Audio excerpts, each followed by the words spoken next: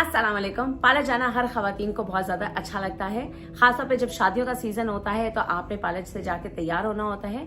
वो खवातीन जो प्रेगनेंसी के लिए ट्राई कर रही होती है या वो खवातीन जो ऑलरेडी प्रेग्नेंट हैं, उनके दिमाग में बहुत सारे क्वेश्चंस होते हैं ब्यूटी से रिलेटेड कि क्या हम ये ट्रीटमेंट करवा सकते हैं प्रेगनेंसी के अंदर, या हम प्रेगनेंसी के लिए ट्राई करिए तो हम क्या ब्लीच कर सकते हैं, हम क्या ये वाले स्किन प्रोडक्ट्स यूज कर सकते हैं, हम वैक्सिंग कर सकते हैं, लेजर रिमूवल कर सकते हैं। तो इससे रिलेटेड जितने भी आपके क्वेश्चंस हैं, ऐसी 15 से 20 ब्यूटी ट्रीटमेंट्स के बारे में मैं आपको बताऊंगी जो आप प्रेगनेंसी में कर सकते हैं या नहीं कर सकते हैं। मेरा नाम है Ayesha Cheema and welcome to my YouTube channel. सबसे पहला पॉइंट आ जाता है जी हेयर रिमूवल के हवाले से, वैक्सिंग या हेयर रिमूवल क्रीम के हवाले से। ठीक है, वैक्सिंग परफेक्टली सेफ होती है प्रेगनेंसी में या आप कंसीव करने के लिए ट्राई करिए उसमें यूज करने के लिए, और दूसरा हेयर रिमूवल क्रीम्स भी बिल्कुल सेफ होती हैं। सिर्फ ये प्रॉब्लम होता है कि हेयर रिमूवल क्रीम्स की जो स्मेल होती है बहुत ज्यादा स्ट्रांग होती है, तो आपको नोजिया और वॉमिटिंग का प्रॉब्लम आ सकता है। अदरवाइज ये दोनों चीजें बहुत सेफ होती हैं प्रेगनेंसी में इस्तेमाल करने के लिए। सेकंड जी आ जाता है मैनिक्योर और पेडिक्योर के हवाले से। जी हाँ, बिल्कुल सेफ है प्रेगनेंसी में भी, और अगर आप कंसीव करना चाह रही हो उसमें भी मैनिक्योर और पेडिक्योर करवाना कोई प्रॉब्लम नहीं है। थर्ड पॉइंट आ जाता है जी फेशियल्स के हवाले से। फेशियल्स आप नॉर्मल फेशियल जी हाँ बिल्कुल करवा सकते हैं, it's very relaxing in pregnancy. आप फेशियल जरूर करवाएं, ठीक है, लेकिन फेशियल के अंदर जब भी वो क्रीम इस्तेमाल करें तो उनको जरूर बताइएगा कि आप प्रेगनेंसी के लिए ट्राई कर रही हैं या आप ऑलरेडी प्रेग्नेंट हैं, ताकि वो विटामिन ए कि कोई भी क्रीम जो है आपकी फेशियल में इस्तेमाल ना करें। उसके अलावा इलेक्ट्रिक स्टिमुलेशन होती है कुछ फेशियल्स के अंदर, वो आपने नहीं करवानी है, ठीक है। इसी से नेक्स्ट पॉइंट आ जाता है जी मसाजेस का। मसाजेस जी बिल्कुल सेफ होते हैं प्रेगनेंसी के अंदर, या अगर आप कंसीव करने के लिए ट्राई कर रही हैं ऑब्वियसली बस आपने अपने ब्यूटी थेरेपिस्ट को ये जरूर बताना है कि आप प्रेग्नेंट हैं, ताकि ज्यादा देर तक आपको आपकी बैक के ऊपर ना लेटाया जाए, ताकि उससे जो है ऑब्वियसली ब्लड सर्कुलेशन बच्चे की तरफ जो है वो कम हो जाती है, तो इसके लिए सेफ नहीं होता है। नेक्स्ट पॉइंट आ जाता है जी हेयर डाई के हवाले से, हाईलाइट्स के हवाले से, हेयर डाई रूट टचअप के हवाले से। ठीक है, ये क्वेश्चन मुझसे बहुत दफा पूछा जा रहा है। प्रेगनेंसी में परफेक्टली सेफ होता है जी हेयर डाई का इस्तेमाल करना, बस ज्यादा देर तक नहीं रखना है, क्योंकि जब आप स्काल्प के ऊपर रूट टचअप करते हैं ना तो आपके स्काल्प के ऊपर हेयर डाई लग जाता है।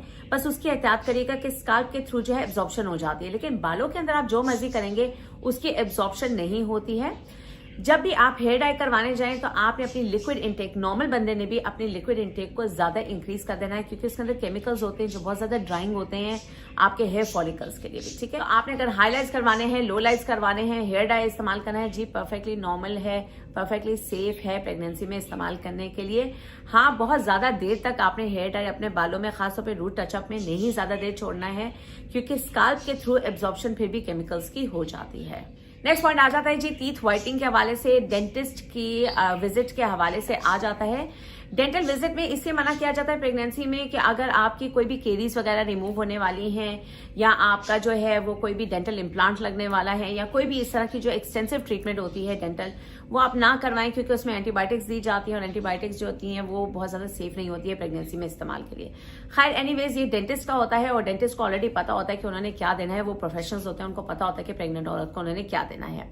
लेकिन डॉक्टर्स जो होती है हमेशा यही एडवाइस करती हैं कि आपने प्रेगनेंसी कंसीव करने से पहले जितनी भी अपनी डेंटल ट्रीटमेंट है वो करवा लेनी है। अब क्वेश्चन आ जाता है कि हमारी स्टेनिंग है तो हमने टीथ व्हाइटनिंग, बस कॉस्मेटिक टीथ व्हाइटनिंग करवानी, क्या हम वो करवा सकते हैं?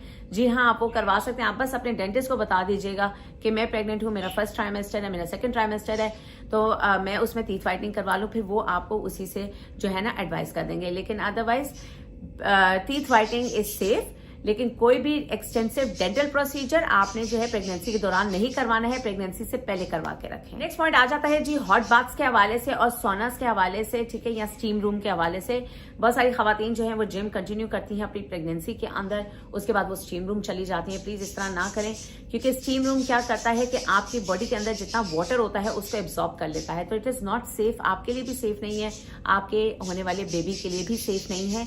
ये जो फ्लूइड होता है बच्चे के इर्द गिर्द उसको कम कर देता है, तो इसलिए आपने हॉट बाथ्स, सोनास और स्टीम रूम्स, इन चीजों से आपने दूर रहना है। अब नेक्स्ट आ जाता है जी मेकअप के हवाले से और स्किन केयर के हवाले से। मेकअप के हवाले से मैं आपको बता दूं कि हर मेकअप प्रोडक्ट आप यूज कर सकती हैं, परफेक्टली सेफ है, ठीक है, उसमें कोई प्रॉब्लम नहीं आएगी।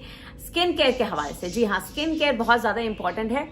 एक तो मिनॉक्सिडिल एक ऐसा सब्सटेंस है जो यूज किया जाता है, मार्केट उसकी बहुत ज्यादा है, हेयर रीग्रोथ के लिए इस्तेमाल किया जाता है। मिनॉक्सिडिल आपने प्रेगनेंसी के अंदर प्लीज इस्तेमाल नहीं करना है, ठीक है, टेराटोजेनिक होता है, उसको आपने नहीं इस्तेमाल करना है।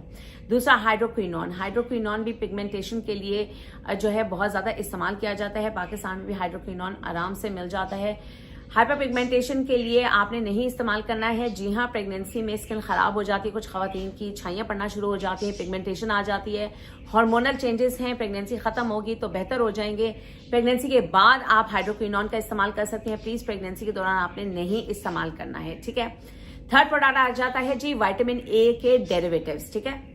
विटामिन ए के डेरिवेटिव्स कौन से होते हैं? रेटिनॉइड्स होते हैं, रेटिनॉल होता है, ठीक है, ट्रेटिनोइन होता है। ये सारी एक्ने की क्रीम्स होती हैं जो आपको दी जाती हैं, आपके डॉक्टर्स प्रिस्क्राइब करते हैं। एक्यूटेन आपको प्रिस्क्राइब किया जाता है, प्रो एक्यूटेन, ठीक है।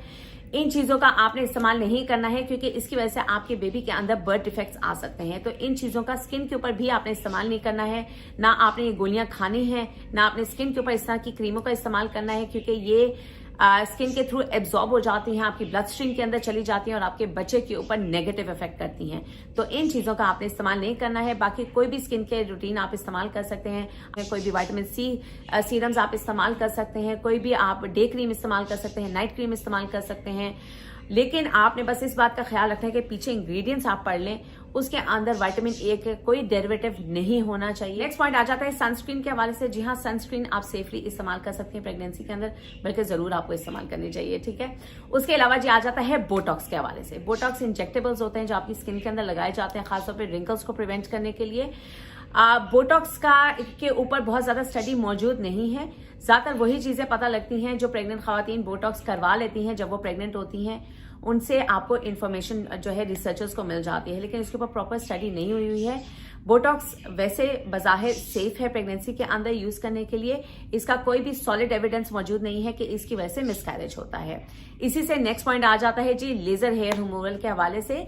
लेजर हेयर रिमूवल प्रेगनेंसी के अंदर सेफ है या नहीं है सेफ, ठीक है। Laser hair removal perfectly safe है प्रेगनेंसी में, या अगर आप कंसीव करने के लिए ट्राई कर रहे हैं तब भी आप लेजर हेयर रिमूवल जो है वो इस्तेमाल कर सकती हैं, यूज कर सकती हैं, जाके क्लिनिक्स में करवा सकती हैं, क्योंकि ये टारगेट करता है आपके आउटर लेयर ऑफ स्किन को, ठीक है।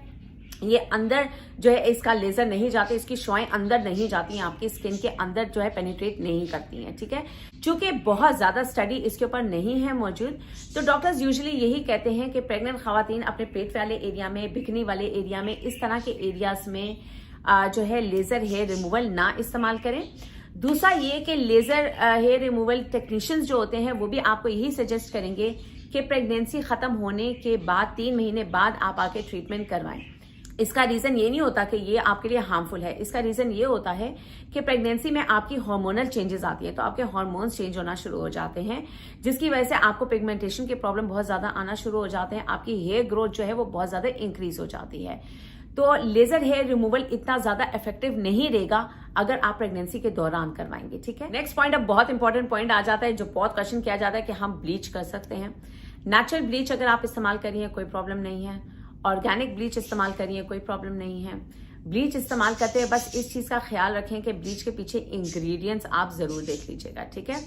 ब्लीच को ज्यादा देर तक आपने स्किन के ऊपर लगे नहीं रहने देना है, क्योंकि जितनी देर तक आप रहने देंगे उतनी जो है ज्यादा केमिकल्स आपकी बॉडी के अंदर, ब्लड स्ट्रीम के अंदर जाएंगे। ज्यादातर हम कोशिश करते हैं कि फर्स्ट ट्राइमेस्टर में आप अवॉइड करें। अगर आपने ब्लीच करना है तो उसको अगर आप 15 मिनट रखती थी तो आप उसको 10 मिनट रखें, ठीक है। टाइम आपने कम कर देना है। बाकी सेकेंड थर्ड ट्राइमेस्टर में ऐसा कोई मसला नहीं है, आप नॉर्मली ब्लीच कर सकती हैं, कुछ नहीं होता, ठीक है। अच्छा, अब आपने जब भी ब्लीच क्रीम खरीदनी है तो उसके पीछे आपने पढ़ लेना है उसका लेबल। एक तो उसके अंदर स्टेरॉइड्स ना हो और दूसरा उसके अंदर हाइड्रोक्विनोन ना हो, ठीक है, कोई भी रेटिनॉल एडेड ना हो। तो आपने इंग्रेडिएंट लिस्ट उसकी जरूर पढ़ लेनी है। अगर ये इंग्रेडिएंट्स उसके अंदर मौजूद हैं तो आपने वो वाली ब्लीच क्रीम इस्तेमाल नहीं करनी है। होम रेमेडी एक बहुत अच्छी है कि आप दूध के साथ जो है वो हल्दी का इस्तेमाल कर सकते हैं, अपनी स्किन के ऊपर लगा सकते हैं, या आप टोमेटो का इस्तेमाल कर सकते हैं। टमाटर को पील करके आप उसका मसाज करें अपने चेहरे के ऊपर, 15-20 मिनट के लिए उसको लगा रहने दें। ये एक नेचुरल ब्लीचिंग एजेंट है, ठीक है, और ये भी आपकी स्किन को उसी तरह क्लियर कर देगा। इसी वीडियो के अंदर मैंने कहा कि मैं कोविड-19 वैक्सीन के हवाले से भी आपको बता दूं कि अगर आपका 1 डोज हो चुका हुआ है तो आप दूसरा डोज प्रेगनेंसी में जो है वो लगवा सकती हैं, कोई प्रॉब्लम नहीं आएगा। उसके अलावा जो खवातीन प्रेगनेंसी के लिए ट्राई कर रही हैं, ठीक है, वो वैक्सीन लगवाना चाहती हैं, ठीक है, आप वैक्सीन लगवा सकती हैं। थोड़ी सी हार्मोनल चेंजेस आएंगी, लेकिन महीने 1.5 महीने के अंदर वो हार्मोनल चेंजेस जो है वो नॉर्मलाइज होना शुरू हो जाएंगी। तो आप जो है प्लीज, अगर आपने की कोरोना वैक्सीन जो है वो ड्यू है, तो आपने वो वैक्सीन अपनी जरूर लगवानी है। अगर मैंने किसी पॉइंट को मिस कर लिया है तो आप मुझे जरूर बताइएगा, मैं कोशिश करूंगी क्वेश्चंस के अंदर उन पॉइंट्स को आंसर करने की। इसी के साथ जो हमारी वीडियो हो जाती है खत्म। मेरी अगली वीडियो तक के लिए आप अपना बहुत ज्यादा ख्याल रखिएगा। अल्लाह हाफिज।